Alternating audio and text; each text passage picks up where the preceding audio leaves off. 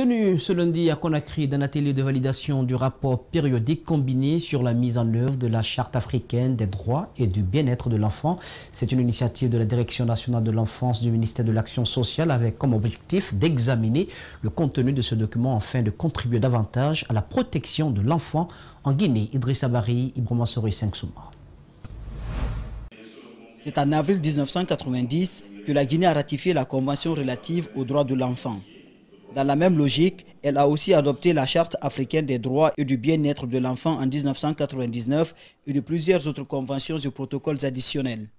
Ces différents textes juridiques recommandent aux États parties de prendre des mesures et de mettre en place des dispositifs pour assurer la protection des droits des enfants et leur protection contre toute forme de violence et d'exploitation. La Guinée doit présenter son rapport d'ici la fin du mois pour dire qu'est-ce que nous faisons dans la mise en œuvre de la Charte africaine des droits et du bien de l'enfant, qui est un peu différente de la Convention relative aux droits de l'enfant parce qu'elle met un accent sur la responsabilité de l'enfant.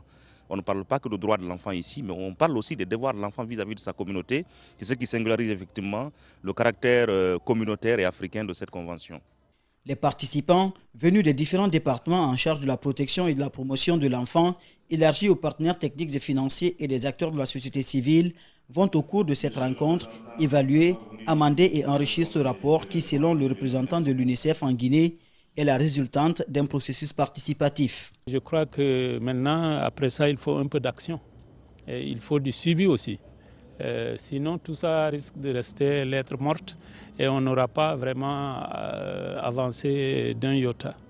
Beaucoup d'efforts ont été entrepris par le gouvernement guinéen, notamment l'adoption par l'Assemblée nationale de la loi portant Code de l'enfant révisé. La réduction du taux de mutilation génitale féminine qui passe de 45 à 39% chez les enfants de 0 à 14 ans. Malgré tout, des défis existent encore et les attentes sont nombreuses. Tout ce qui sera adopté par l'ensemble des participants, plus les partenaires bi- et multilatéraux et l'ensemble des ONG évoluant dans ce domaine de l'enfance, leurs décisions, sur quoi ils vont aboutir, c'est ce que nous allons faire, nous allons essayer de mettre en œuvre.